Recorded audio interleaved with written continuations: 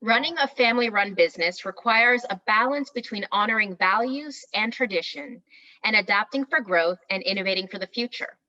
At its core, it's always about building a legacy of positive impact for its customers, employees, and the community.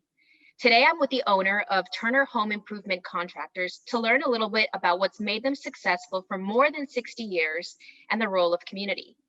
Hi, Corey. How are you today? Doing well. How about yourself? Great. I'd love to dive in if you can tell us a little bit about your business. So we're a third generation company, started in 1955. My grandfather started the company. It was Turner and Sons. It was my father, who was one of 7 boys and a girl, and most of the boys were in the business at one point. Transitioned down to my father, as along with several of my uncles, and now I took over back in 2004. I came on full time, and then 2007 I took over majority share of the business. So 60 years, that is something to be celebrated and quite an accomplishment. What do you attribute that longevity to? Honestly, it's the core value of not only business, but customer and community. For us, it's our name on the business. It's always been a family-run business. We've always been very integrated into community. I grew up here in Glastonbury. From the time I was born on, I went through the Glastonbury school system. So when we do a project, it's really about our customers. It's what's best for them. We've always built our reputation on high quality work, middle of the road price. That's what we strive for, giving the best service and stuff. And we've done very well in regards to that. Because we've done very well and all the stuff that the community has given to us, we always felt very strong that, we're part of this community and we want to give back to it as well. So when I first moved to my house, we took on the project of renovating multiple rooms. Trust, we had contractors that come down in the morning to the kitchen and they would be there before I even got there. So we had a routine of the morning coffee and discuss the day's plans. So trust is a big factor. How do you earn that? And more importantly, how have you learned to sustain that? I think it's really about that consistency. As you said, it is about trust. You have people in your house, and it's day in and day out. And, when you're doing a large remodeling project, it can be very invasive and tough and disruptive to your general day and stuff like that. You have to know who you're working with. And a company like ours that's been around for 60 plus years, you get that comfort feeling just because of the fact that we have been around. Your neighbors have used us. That a friend probably has used us. We've done work on literally every street in town. And so that definitely helps with the trust. And then it's also the process as well. When somebody calls us, they get somebody in our office. They're not getting an answering machine. They're not playing phone tag with people back and forth. You can always get people, and we're very communicative when it comes to a customer, from the time that they call to the estimate given to the proposal to scheduling and stuff like that right on through. And I think that that's a big part of it as well. It's not only knowing that contractor and knowing them from around town and other people that have used them, but also the fact that they're in that constant contact and having that solid process. Yeah, I would say that requires meticulous attention from every touch point in your business, right? Yeah, and it's tough because our business is, let's be frank, and there's a little bit of a stereotype in our business about contractors not necessarily being the most business savvy or the most professional sometimes, and there's so it's tough breaking that stigma and striving to do better than the rest and elevate the business and setting up that process so that there really is something where a plan in place where we know exactly what we're doing, and it's we're hitting all those steps and not forgetting anything with the customer. So that leads me into my next question. I know that you're really involved in the community. You are a past president of the Rotary Club, and your business is active in the chamber. what does community mean? And help me understand the difference between, your role and your business's role in the community.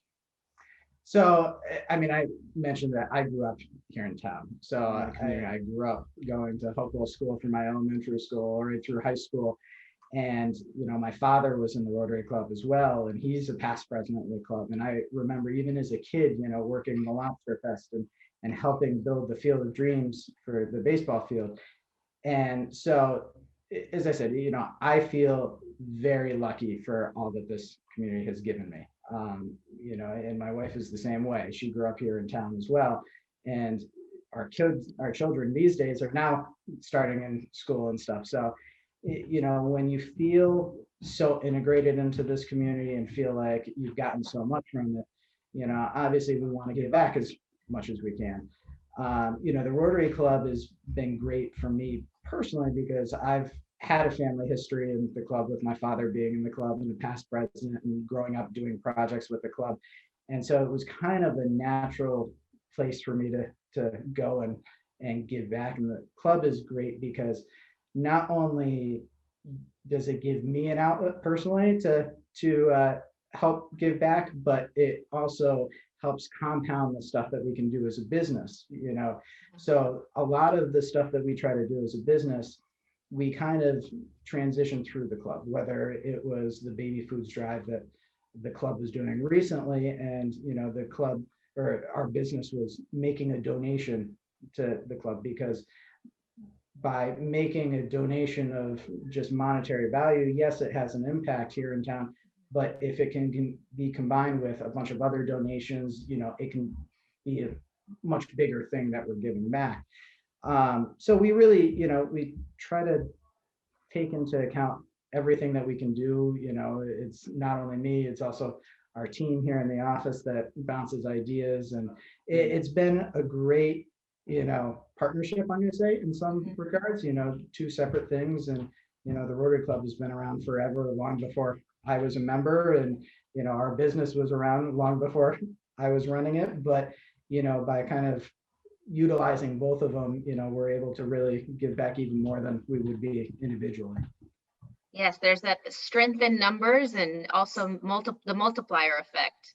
Absolutely. So tell me a little bit about your next project. It sounds pretty exciting, and I'm interested in how it was created. This was the Addison Splash Pad, right?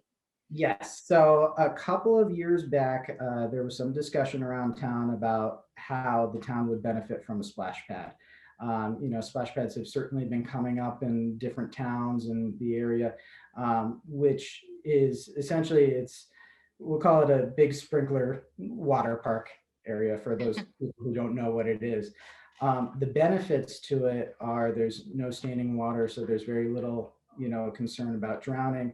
It's also ADA compliant, so people with disabilities can protect just like anyone else. So when I was president a couple of years ago, I actually approached the club and the board about partnering up with the town in regards to building a splash pad, through many meetings and lots of hours of work, not only by myself, but by many of the other members and the town staff and stuff.